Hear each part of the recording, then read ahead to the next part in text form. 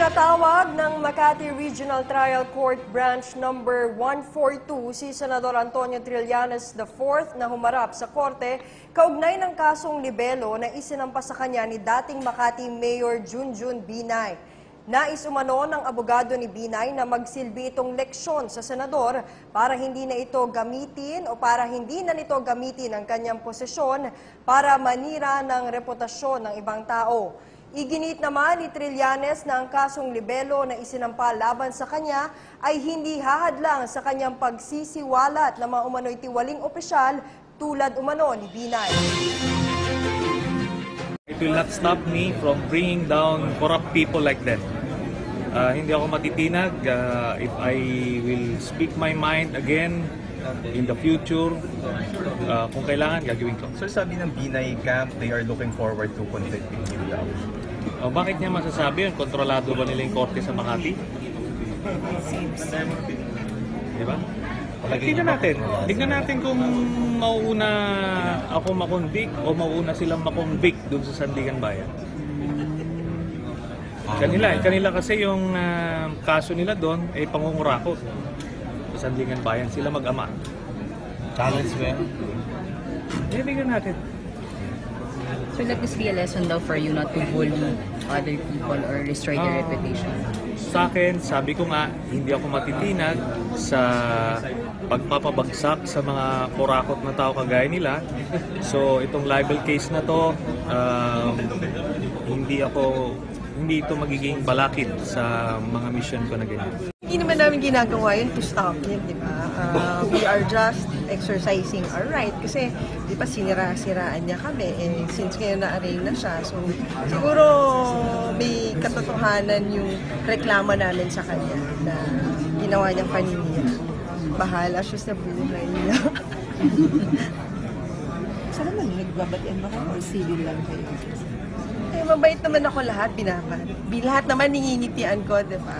Sabi ko nga, bilog ang mundo eh. Yung mga nangyayari ngayon was totally different noon. Di ba? Sila ngayon yung nag-aaway. So, panonoorin ko na lang sila. Nagkainitan na naman sina Senador Alan Peter Cayetano at Antonio Trillanes IV sa interpellation sa plenaryo ng Senado kanina.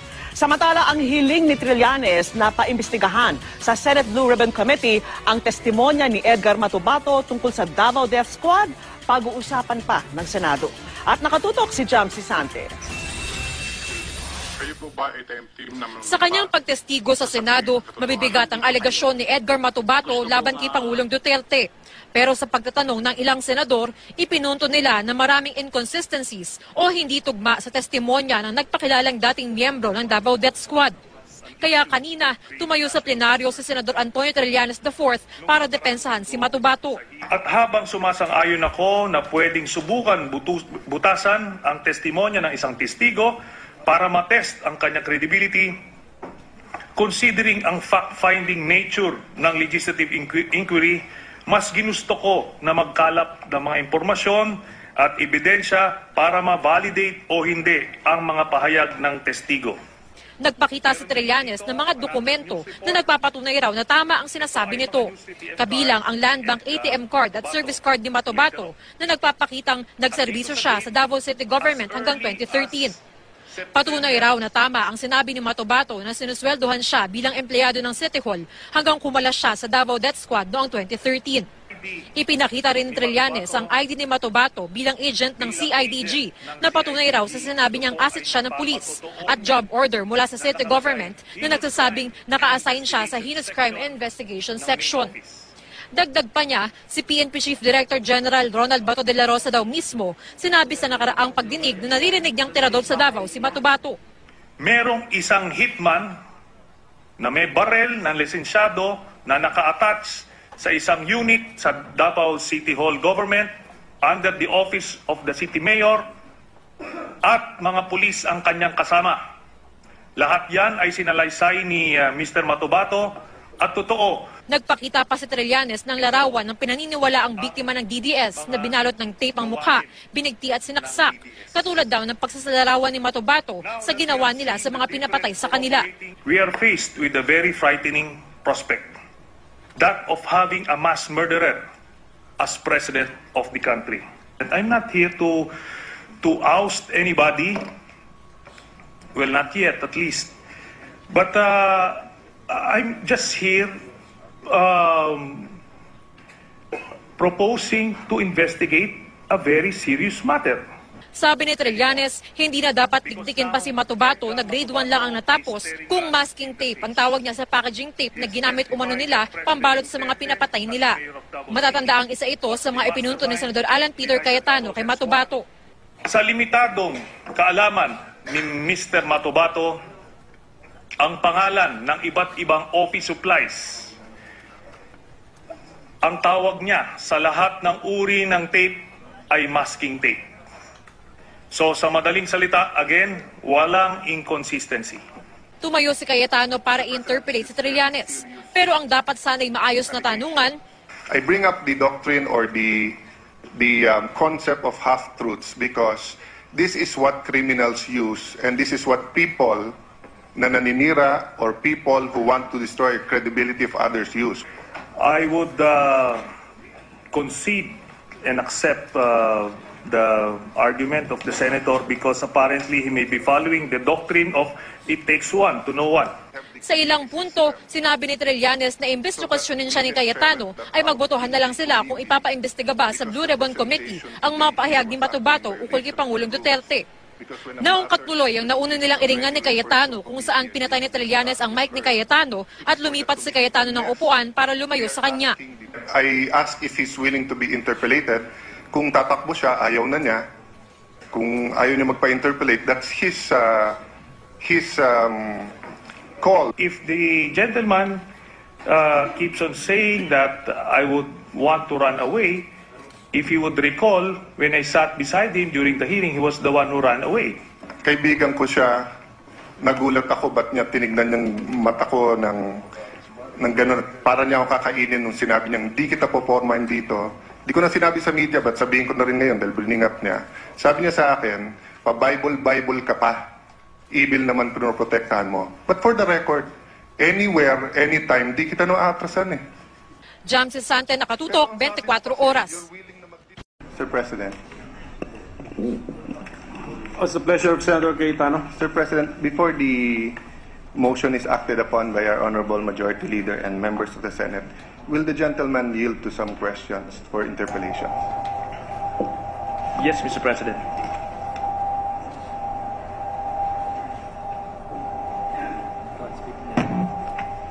Thank you, Mr. President. Mr. President, this is very serious allegations. And since I think my colleague in the Senate na diretsuhan niya na sinabi, and the Bible says the truth shall set us free.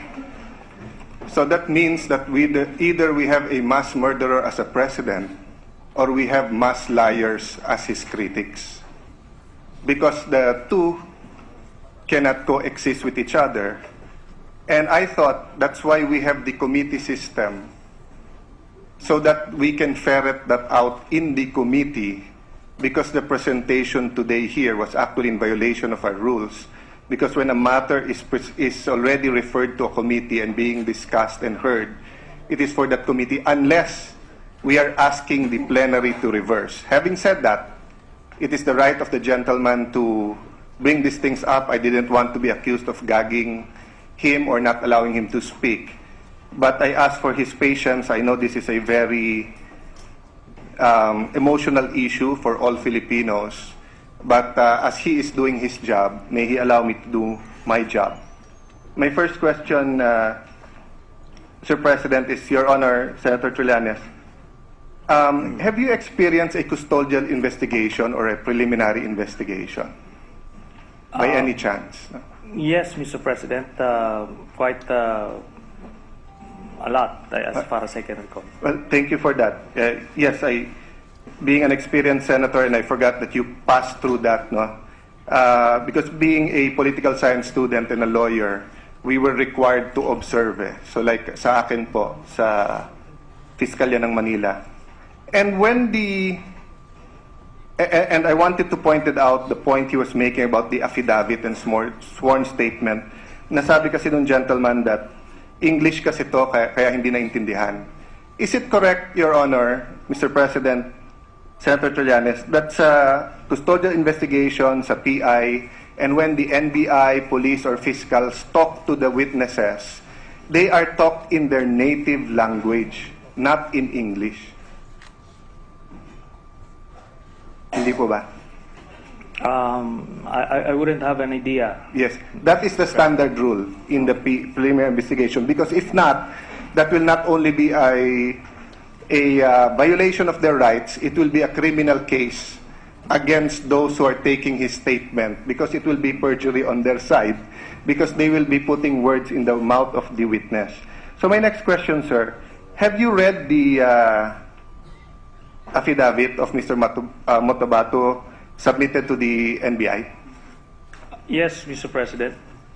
Did you notice anything about why it was in English?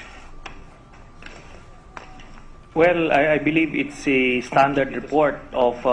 anyway, let me just correct the gentleman that it is not technically an affidavit. It was a sworn statement, Mr. President. That's one and the same thing, but I'll not argue with him there. Let me just read the first paragraph. But Mr. President, it may be one and the same thing for lawyers, but for a grade 1 student, let us not assume that it is so, well, Mr. President. Thank you, Mr. President. That's a good point. I will go to that later. Sworn statement of Edgar Matobato E. Bernal given before Agent Eugene Javier IV in the presence of Agent Oliver de Rivera and witnessed by Joselita Abarquez here in the Office of the Anti-Organized and Transnational Crime Division, AOTCD, Death Investigation Unit, DIU, National Bureau of Investigation, Taft, this 4th day of September 2014. Note, Mr. President, hindi po to custodial investigation dahil yung witness ang nag-volunteer na siya ay magse-state witness at siya ang magbibigay ng kanyang alam. This isn't, hindi ito yung napapanood natin sa mga crime telenovelas or sa series sa TV na, o bakit wala kang abogado, o bakit you have the right to remain silent. He chose to speak. What does the first paragraph said? The following questions were asked in the dialect known to the affiant, and thereafter truly and accurately translated in the English language. So, Mr. President, hindi po totoo yung sinabi ni Senator Trillanes kanina na dahil English, hindi naiintindihan nung affiant or nung ni Mr. Matobato.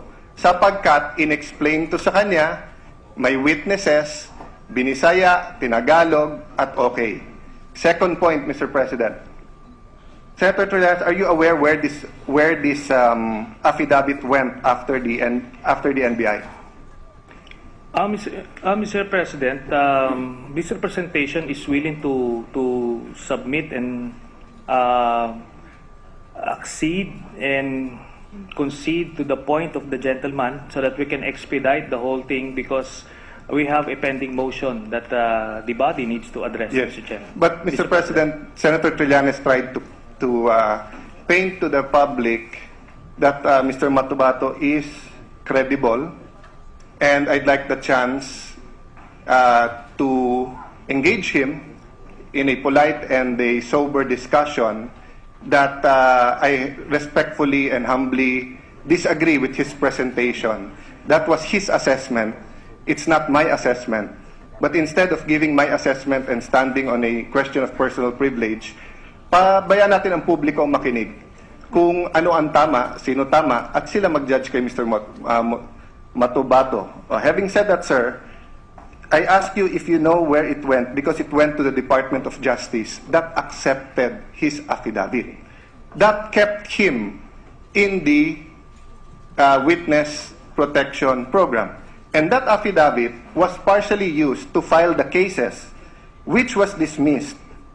And I'd like to ask Senator Trillanes, are you aware that the case filed by Mr. Motobato against the 5 policemen for torture, arbitrary detention, violation of human rights of a detained person were dismissed by the DOJ during the time of President Aquino? Are you aware, sir? Mr. President, again, I am wondering where all of these questions would lead to, because if the gentleman intends to test the credibility of Mr. Matobato, then I am the wrong person to ask. I have presented the findings that we gathered based on our limited capability, and I presented my case to the floor.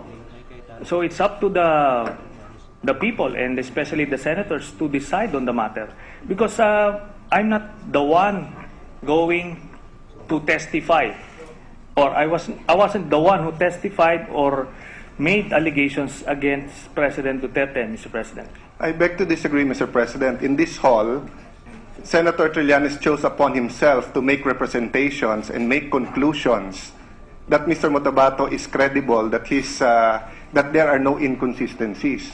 So when someone stands up to interpolate, it is to test either our prejudice or our wisdom. Meaning, kung ang initial tingin ko, mali ka, sir, and then nasagot mo ako ng tama, edi I will admit, mali pala ako. At tama ka pala, at credible pala si Mr. Matobato. But, kung hindi masagot, or mali ang sagot, or mali ang then we expect that we'll have at least a consensus. You may leave this hall believing that he's credible. I may leave this hall believing that he is not credible. But at least the fellow senators will have the benefit of both sides, and not only the side of Senator Trillanes. And the public will also get to know. Anyway, Mr. President, on June 30, 2016, the day the President took his oath, dinismiss po ng DOJ. Hindi po DOJ ni President Duterte yan. It was through Assistant State Prosecutor Charlie Guhit. Which brings me to the next statement, the next question. Just an interjection on that point. May we, does the gentleman know which part of the day on June 30 was this case dismissed?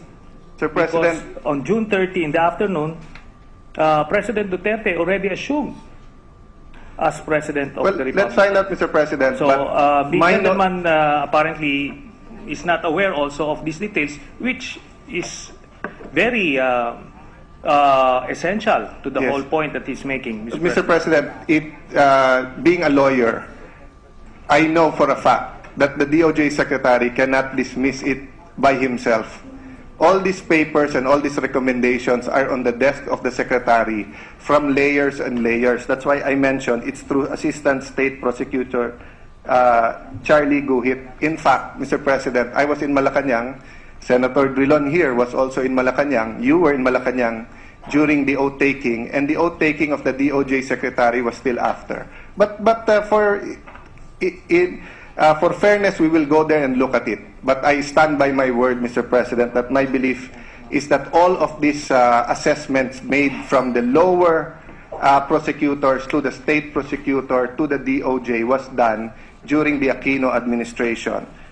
Which leads me, Mr. President, to the question that I'd like to ask the Honorable Senator Trillanes. Do you know the doctrine or the theory about half-truths?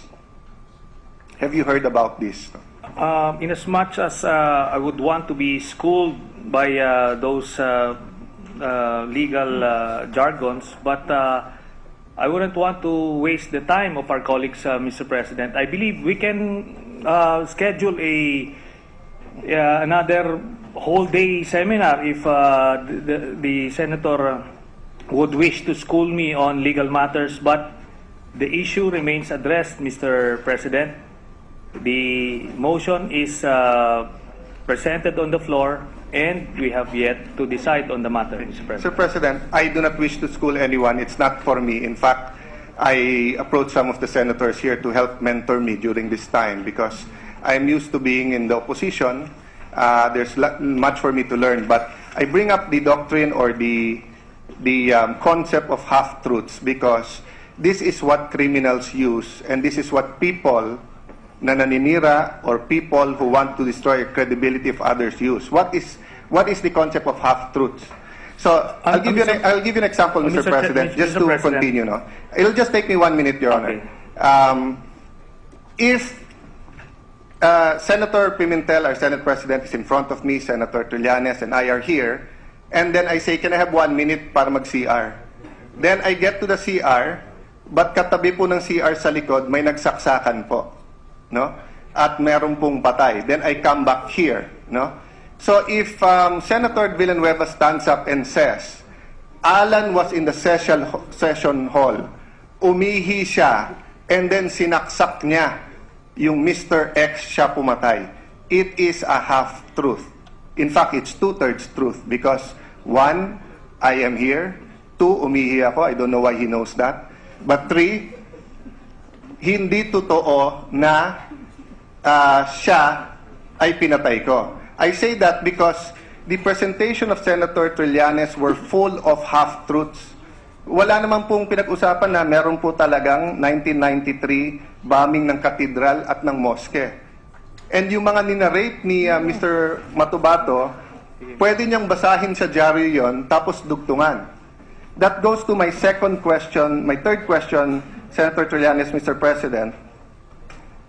The nature of the testimony has to be or cannot be hearsay. So may I ask the good senator, how much of the testimony, in his opinion, of Mr. Matubato was hearsay? Well, let me address the first point first, Mr. President, because the gentleman has a tendency to jump from one subject to the other. Okay, on the first point that he mentioned regarding the doctrine of half-truths being used by criminals and liars, I would concede and accept the argument of the senator because apparently he may be following the doctrine of it takes one to know one. Now, let me go to the next point. He mentioned that Mr. Matubato didn't say anything about the 1993 bombing of the cathedral.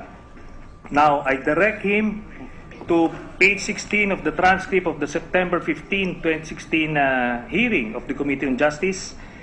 And I quote, "Oo, rebel returnees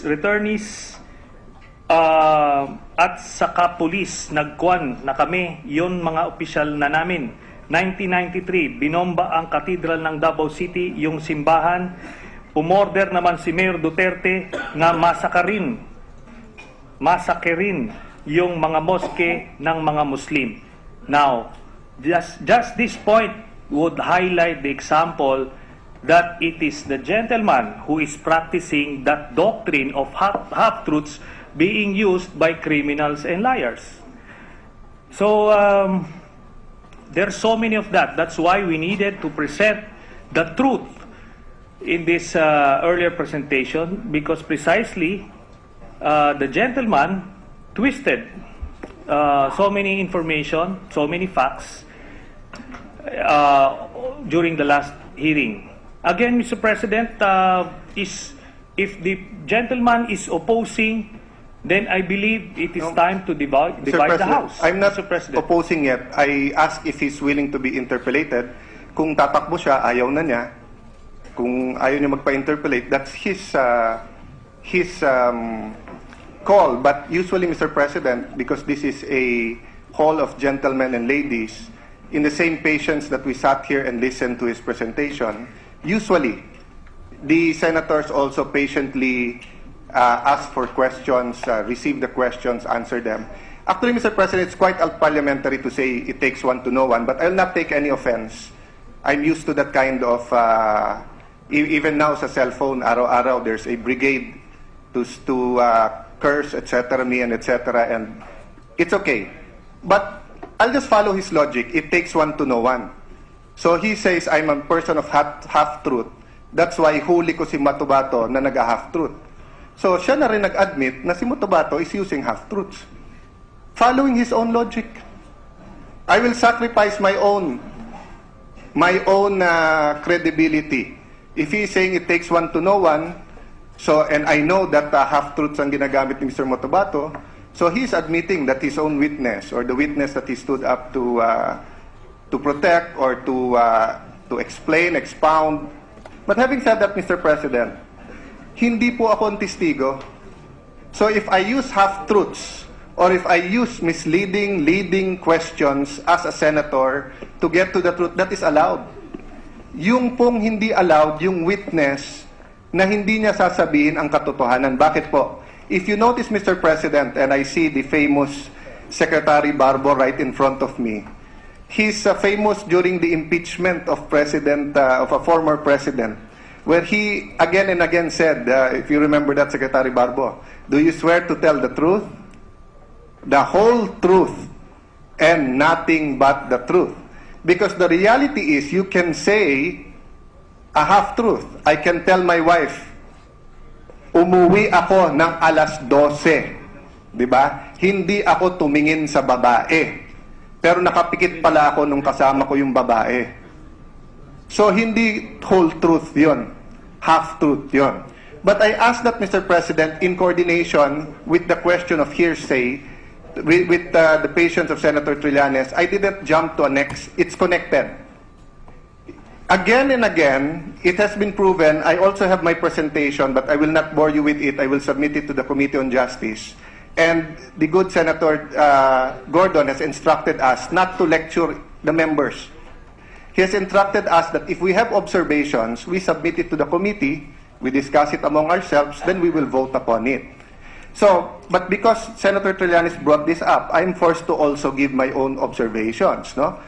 Every time that we look at Mr. Motobato's testimony, he jumps from pretending to have personal knowledge, going to hearsay. The best example dyan is yung kay Mr. Macdum. Sa affidavit po, pinakita na rin po ito ni Senator Trillanes, ang sabi niya, ang sinabi po niya doon, ang sinabi po niya dito ay terrorist lang. Terrorist lang. Tinanong ko siya, asawa yon ng asawa ng pinsan mo. Magpinsan yung asawa nyo. Papatayin mo, sinabi terrorist lang, walang paliwanag. That is contrary to human experience. Kung magpinsan ang asawa namin ni Senator Manny Pacquiao at balak akong gulpihin, hindi nga patayin, gulpihin, it is but human experience, it is but logical that Senator Pacquiao will tell his wife, pakisabihan mo nga yung pinsan mo, di ko na yung kaya yung mukha ni Alan na yung gugulpihin ko na yan. Unless it happens spontaneously, na magkatabi kami, bigla na lang nainis, wag naman sana mangyari, Senator Pacquiao.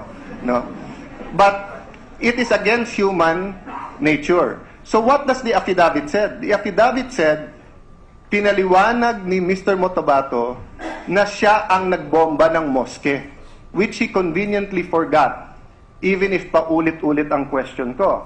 Doon po sa Davao Death Squad, doon po nung tinanong siya at present siya sa unang hearing, nung palang pong unang punta niya sa hearing, ang sabi niya, at saka pagka 1998, sa pagka-umpisang pag-mayor ni Mayor Duterte, kinuha ako sa batalyon dahil maganda naman iyong performance sa Kapgu. Tapos pagkuha niya, dinala niya sa Davao City at nagtagtag siya ng grupo ng Lambada Boys. Hindi po yun ang sinabi niya sa affidavit niya. Sa affidavit niya, ang sinabi niya, I was only a farmer in Davao. Growing up, when I was in my 20s, I realized I need to make a better living, which is substantial, Mr. President, because he testified 3,000 lang daw sweldo niya. Pero namili siya na maging mass murderer. Ano pong kasunod? At the same time, I was attracted to the power, influence of people working for the local government because they were untouchable. It was then that I decided to join the Davao City government through the civilian security force. With your patience, Mr. President, kay Richard King, eto po ang sabi niya, they kept telling me to confess that I was the one who killed Mr. King. But I never did. Tama po si Senator Trillanes doon. Hindi niya claim na siya. Pero ano po sabi niya dito? Because I knew who killed him. I know SPO2, Reynate Medina killed Mr. Richard King. Nobody else in Davao will take a project of this scale and against a person of this level but SPO2, Reynate Medina. Mr. President, what did he say in the September 15 hearing? Nagbago. Sabi niya, ang nag-utos niyan ay si Paulo Duterte. Ma'am, ang nag-utos niyan ay si Paulo Duterte, etc. sa McDonald's. Tapos ito sabi niya, word for word to, page 50 to 52 ng transcript. Pagkatapos yung iyong tumirang kay Richard King ay inyong kasamahan ko na rebel returnee na may kasamang pulis doon. Motobato, sila si Joel Tapales alias Turco at saka si Luloy Gabas, ma'am. So, Mr. President, the presentation seems to paste things together to make it appear that the inconsistencies were minor. No, sir. When you change the names of the person who killed, when you change how they were killed, kay Mr. Macdumpo, ang sinabi niya, at paulit-ulit ako, tinanong ko siya, nilaslas niyo ba liig? Sabi niya, hindi. Tinanong ko, tinadtad ba? Hindi. Pero sa affidavit po, or at least ganun po ang concept ng pagtatanong. Sa pagdating po sa affidavit, ang sagot po sa affidavit, nilaslas po nila. So it's very different. That's why my next question, sir, to you, Mr. President, Senator Trillanes, you keep mentioning that if the inconsistencies are minor, that is okay. Are you referring to a Supreme Court decision? Mr. President, my privileged speech was very clear. I presented my case, and I believe the information that we were able to gather merited further investigation. That's why I made the motion. Now, I respect the views of the gentleman, and he can oppose all he wants. But at the end of the day, that motion remains to be addressed. And no matter what I do, I'm confident, and no matter what we can come up with, I am confident that we won't be able to convince the gentleman anyway. So might as well get this over and done with by dividing the House. Mr. President, hindi naman siguro tama yung hit and run dito sa Senado. Yes, he might not be able to convince me, but what about Senator Soto? What about Senator J.V. Hercito behind him? What about the public that is listening? Yung ibig sabihin hit and run, hindi naman pwedeng yung isa magsasalita and then hindi natin tatapusin yung interpellation, doon na kayagad tayo sa motion. That has been the tradition. Kaya nga po na nabuo din yung na kahit nasa yung favorite po na sabihin ni Brother Eddie na tatay po ni Senator Joel Villanueva na kahit sa Plaza Miranda tayo magdebate. Pero dito din po nanggaling sa Senado yun at saka sa Plaza Miranda because walang umaatras po sa debate. What happens po, Mr. President, with your patient, Senator Trillanes? Labas natin lahat ng arguments. Then let's be the people in the gallery. Nahiya ako sa mga beauty queen na nasa likod ko. We are here to honor them. I want to wrap up and finish, but they will understand that this is of grave national importance, Mr. President. Mr. President, in GR number 179497, People of the Philippines versus Mamarungkas. This is a recent case, 2012. But if you Google po, napakaraming kaso nito. This is from one of my favorite justices, no, Justice Castillo. But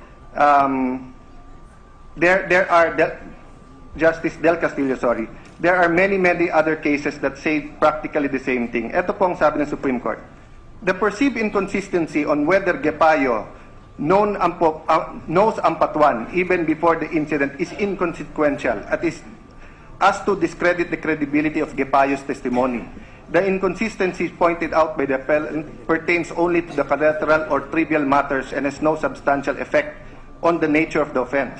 In fact, it even signifies that the witness was neither coached nor was lying on the witness stand. What matters is there is no inconsistencies. Mr. President, this is the important part.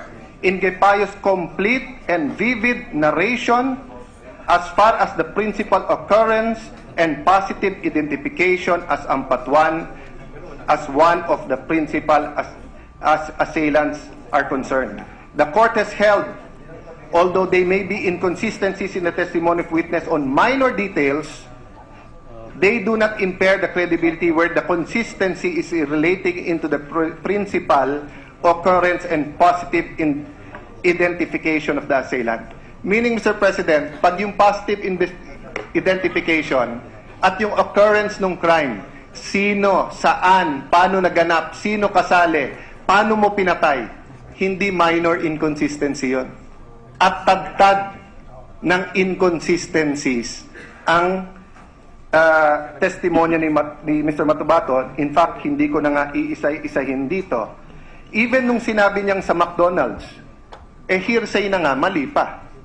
Kasi hindi naman siya pumatay, narinig niya lang sa iba, tapos mali pa. Hindi pa dun sa kung saan pinatay.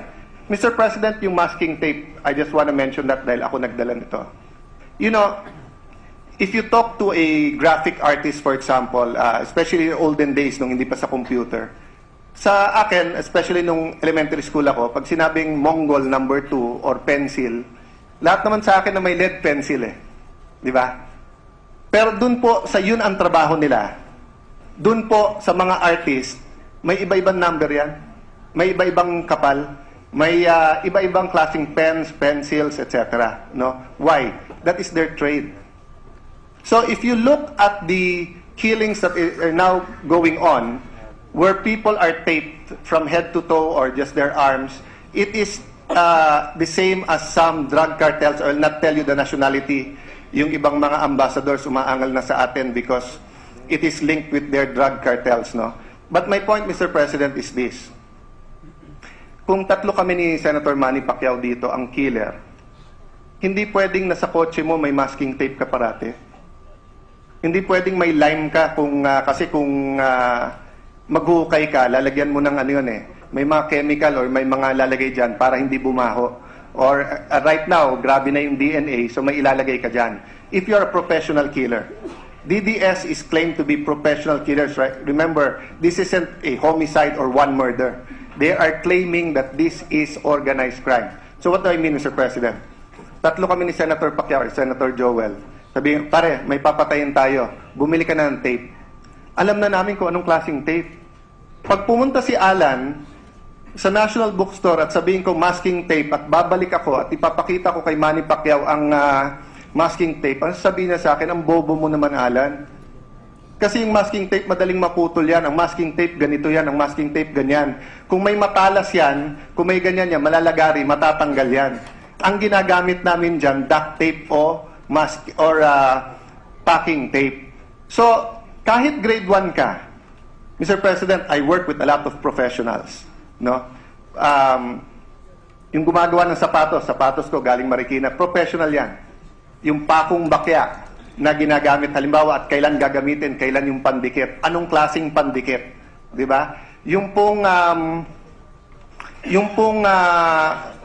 pag ikaw po ay edad na natin na Mr. President at hindi ko alam kung ilan sa atin dito ang nagpapakulay ng buhok, whether katulad ng style ni Joel Villanueva, kung natural or ako na may puti-puti, at i-admit ko, minsan pinapaitim ko ng konti.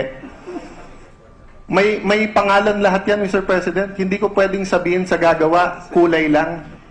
Diba? May technical yan, Mr. President. So wag natin po sabihin pa ulit-ulit, grade 1 lang yan, hindi alam. Yung tao po is 57 years old, claims to be a killer, claims to be a professional. Let's not, every time he makes a mistake, let's not say grade 1 lang yan.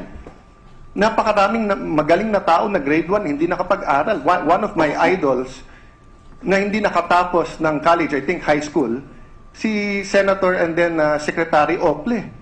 And he was one of the best labor secretaries and senators this nation has, no? Bill Gates, we can name 1 million people, or thousands of people. So let's not make that as an excuse, Mr. President. Mr. President. Mr. President, let me just interject because the gentleman is saying that this is a debate, but it has been a monologue since around 4:20. Now, I'm confused now. He started with the masking tape, then he jumped to his parlor, whatever, then to Senate President Ople. Where is the debate? I'll show him where the debate is, Mr. President. The debate is when I ask him a question, but he keeps answering me na emotion na. So napipilitan ako na sabihin na lang ang point ko diretso. But if the gentleman will graciously answer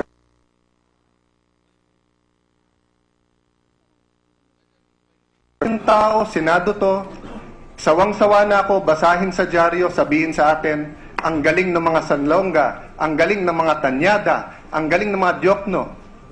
Ba't nagagalingan din naman ako sa nandito? That's why umurong ako away from you kasi ayaw mo ako tigilan. Trina-trash talk mo ako, ayaw ko na magkaabutan tayo dahil ang pagkaalam ko, para tayong magkapatid at magkaibigan tayo. But now, if you're going to tell me, lalapitan mo ako dito, lapitan mo ako yakapin, yayakapin kita. Pero lapitan mo ako na hamunin mo ako, hindi kita aatrasan. Hindi naman problema yon, Senator Trillanes. I do not know where this hate is coming from. We are from different sides of the political aisle now, but I never treated you as an enemy. I've always treated you as a friend. So I just want to finish, Mr. President, my questions. Because he was given the opportunity to discuss the merits of Mr. Matobato's questions. Can I not be given the opportunity to test his thesis? Do I want a fight? Of course not, Senator Trillanes. I still think that there are many fights in the future na magiging magkaalyado tayo. But I do not know why there is animosity just because we're in different sides now, sir. Does that mean that we cannot do this as friends? Ibig sabihin, pag iba ang tingin mo sa presidente, iba tingin ko, magkaaway at magkalaban na tayo? Mr. President, does the gentleman sense any animosity in my tone of voice? I believe I am at my calmest. Relatively speaking, this is could be one of the best behaviors I ever had in the... Mr. President, Judas kissed Jesus Christ. Judas kissed Jesus Christ. Would Jesus Christ tell him, Judas, wala kang animosity? So that's what I'm saying, Mr. President. I was asking the question, siya po ang sumagot na you want me to come over here. I want to have a discussion with you. We can sit down. To calm us down further, if there is no objection, the chair would like to suspend the session.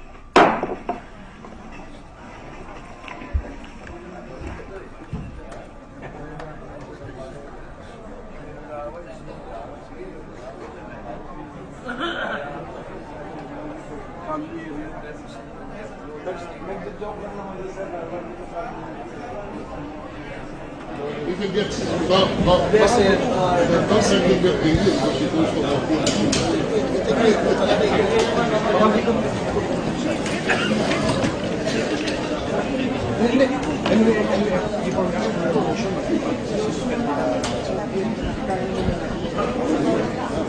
kasi before we have to move motion, sususpend ko naman tayo. Okay ka lang.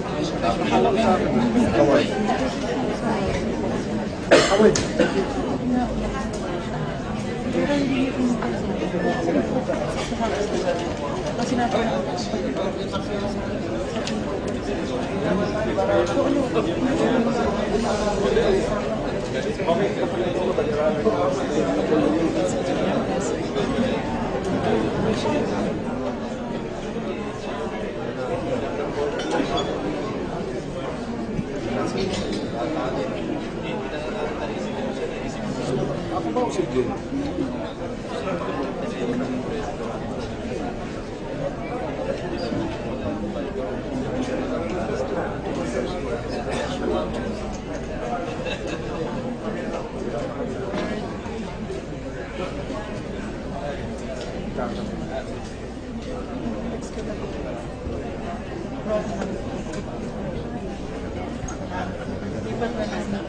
natin.